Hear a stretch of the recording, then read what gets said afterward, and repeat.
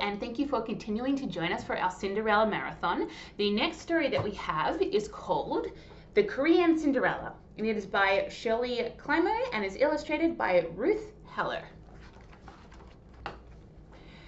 Long ago in Korea, when magical creatures were as common as cabbages, there lived an old gentleman and his wife. For years they longed for a child to share their tile-roofed cottage. At last a daughter was born. "Good fortune," the old man exclaimed. "I'll plant a pear tree in the courtyard to celebrate this day. And Pear Blossom will be our daughter's name," the old woman added. Both the tree and the child grew lovelier with each passing season. In spring, white flowers frosted the tree, and Pear Blossom wore a white ribbon in her long black braid. In summer, when the tree bent with ripening fruit, Pear Blossom's mother wove a band of rosy gold into her hair. In the autumn, when leaves from the tree blew about the courtyard like scraps of sunshine, her mother dressed Pear Blossom in a yellow gown. But one winter day, when the branches on the pear tree were still bare sticks, the old woman died. "Ego," wailed the old man. "Who will tend Pear Blossom now?" He put on his tall horsehair hat and went to the village matchmaker. She knew of a widow with a daughter. The girl, named Peony, was just the age of Pear Blossom. "3 in 1, promised the matchmaker. "A wife for you, and a mother and sister for Pear Blossom." So the old gentleman took the widow for his wife. Although Pear Blossom called the woman Omoni, or mother, she was far from motherly, and Peony was worse than no sister at all.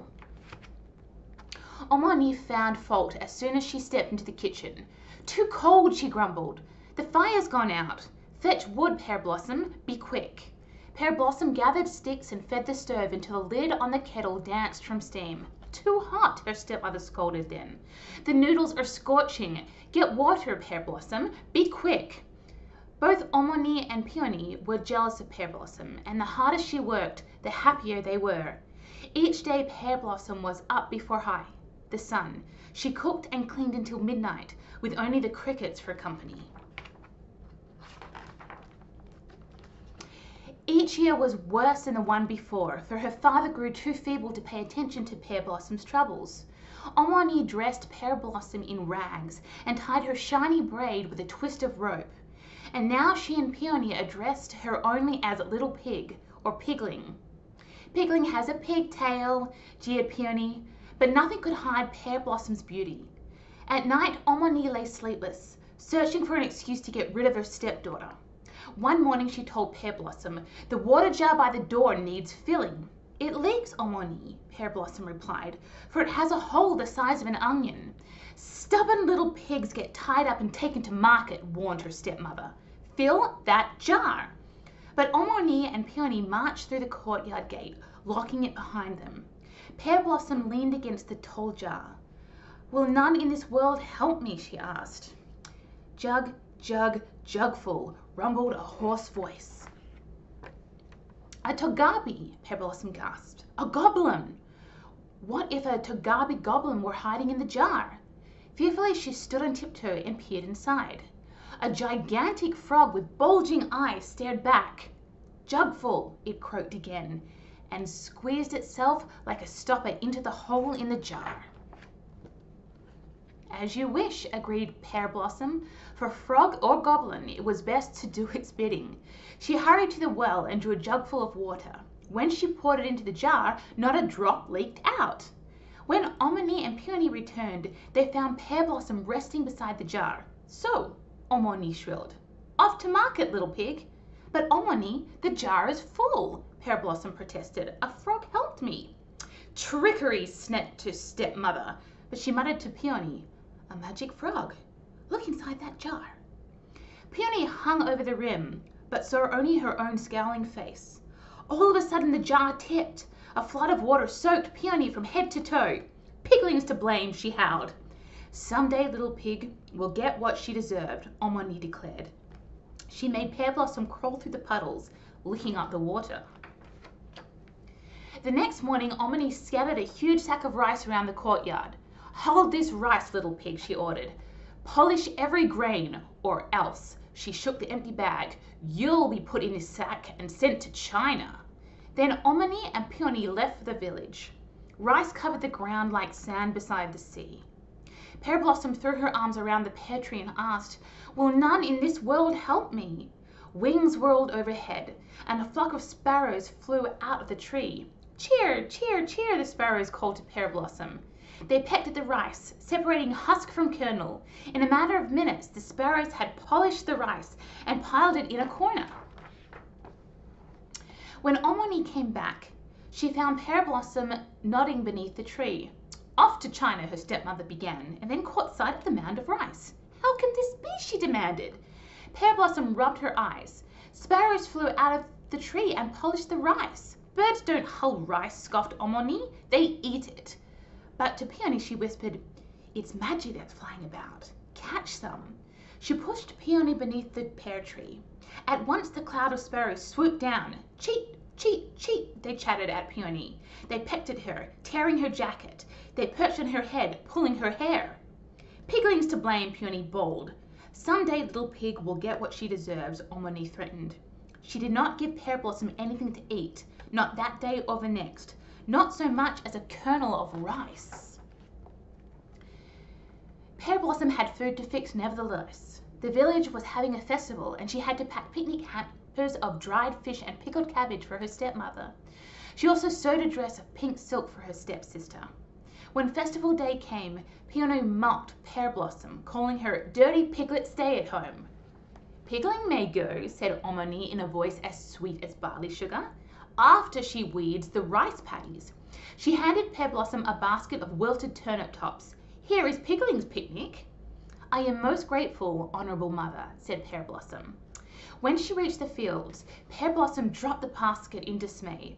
Rice rippled before her like a great, great lake. Weeding it would take weeks. Who could do such a task, she asked. Suddenly, a whirlwind twisted through the fields, and a huge black ox reared up from a cloud of dust. "Doo!" it bellowed, tossing its great horns. The ox began to munch the weeds, moving through the rows of rice faster than the wind itself. Each mouthful brought it closer to Pear Blossom. Even though she hid her face in her hands, she heard the crunch of its teeth and felt the beast's warm breath on her neck. At last she dared to peek between her fingers. Both ox and weeds were gone. Hoof prints big as cartwheels pocketed the field, yet not a single blade of rice was trampled.